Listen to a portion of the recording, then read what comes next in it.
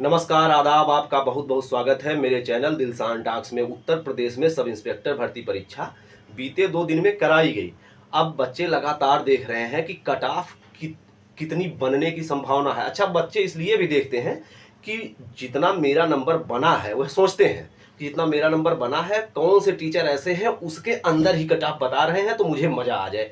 अच्छा, ये चीज़ और हुआ कि मैंने बीती शाम को ही देखा कि सबसे पहले कैरियर विल स्टेट एग्जाम जो है उस पे पुलकित सर हैं जो पढ़ाते हैं, रीजनिंग पढ़ाते हैं, उन्होंने सबसे पहले यह रिस्क उठाया कि कट ऑफ कितनी बताई जाए, और उसके बाद सभी टीचर लगभग उसी पे ही खेल गए। इवन यूपी छोड़ दीजिए, राजस्थान और मध्य प्रदेश जैसे राज्यों के भी टीचर उसी कट ऑफ को बताने लगे जितना पुलकित सर ने बताया। ठीक है, उनका बताना भी बहुत गड़बड़ है नहीं, उन्होंने कहीं ना कहीं इतना ही कट ऑफ तो बता ही दिया है कि बच्चे भी खुश रहें, और संभावना भी है कि उससे 2-1 नंबर अधिक या 2-1 नंबर कम, इतना ही कट ऑफ बनने की संभावना है। बाकी आज हमें इसमें देखेंगे इस वीडियो में कि कौन सी शिफ्ट आसान थी, कौन सी शिफ्ट कठिन थी, नॉर्मलाइजेशन में किसको लाभ होता है। अच्छा, हम कुछ उदाहरण भी बताएंगे। इससे पहले जो कांस्टेबल भर्तियां हुई हैं 50,000, 40,000, 60,000 करके, उसमें नॉर्मलाइजेशन किसे मिला है, कितना मिला है, यह भी बताएंगे, सबूत के साथ बताएंगे, क्योंकि मेरे साथ के कुछ ऐसे सिपाही हैं जिन्होंने उसको एक्चुअल में फेस किया है और आज यूपी पुलिस में कांस्टेबल हैं, तो उनका भी उदाहरण बताएंगे। बाकी एक्सपेक्टेड कट ऑफ क्या होगी यह भी देखने का प्रयास करेंगे, और इसका रिजल्ट कब तक आएगा। रिजल्ट मतलब ऐसा रिजल्ट जो आपको बताए कि अगले चरण के लिए आप क्वालिफाई हुए हैं, न कि फाइनल रिजल्ट लिखने का प्रयास करेंगे। यदि आप चैनल पर नए हैं, वीडियो को लाइक और चैनल को सब्सक्राइब अवश्य करते जाइए। कौन सी शिफ्ट आसान?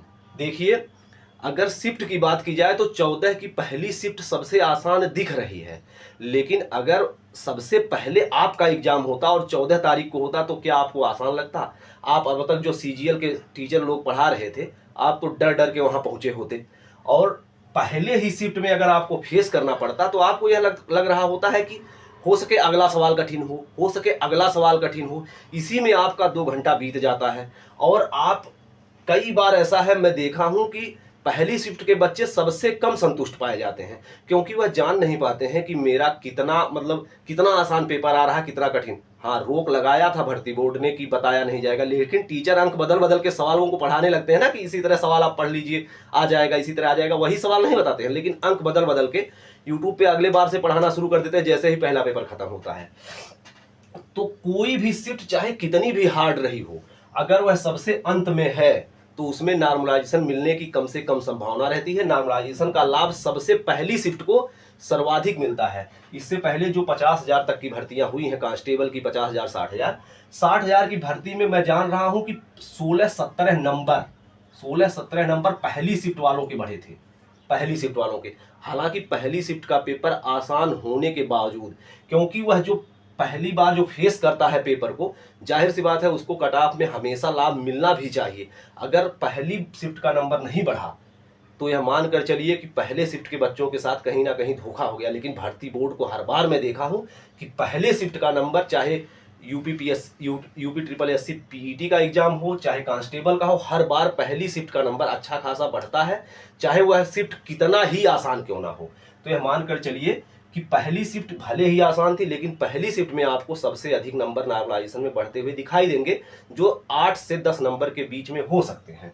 एक्सपेक्टेड कट ऑफ यह जान लीजिए कि 130 प्लस जनरल, बैकवर्ड, ईडब्ल्यूएस में 130 प्लस जिनके भी आ रहे हैं, मुझे लगता है कि एक संभावना उनकी बन सकती है। ऐसा नहीं है कि 130 पे ही हो जाए, इसमें 1-2 क्वेश्चन ही आसपास में जनरल, ईडब्ल्यूएस और ओबीसी की कट ऑफ बनेगी। इससे नहीं होगा कि 5-6 क्वेश्चन कम हो जाए, ऐसा कहीं नहीं होगा। सिर्फ 1 से 2 सवालों का अंतर आपको देखने को मिलेगा ऊपर की 3 कैटेगरियां जो हैं, जैसे जनरल, ईडब्ल्यूएस और ओबीसी में। बाकी रिजल्ट इसका कब तक आएगा? रिजल्ट यह जान लीजिए कि 3 महीने में कांस्टेबल जो 60,000 भर्ती थी वह भी ऑफलाइन थी। लगभग 32 से 34 लाख बच्चों ने पेपर दिया था, उसके बावजूद 3 महीने में पहला रिजल्ट इन्होंने दे दिया था। तो यह मानकर चलिए कि आप 10 लाख बच्चे दिए हैं तो एक महीने में नहीं आएगा।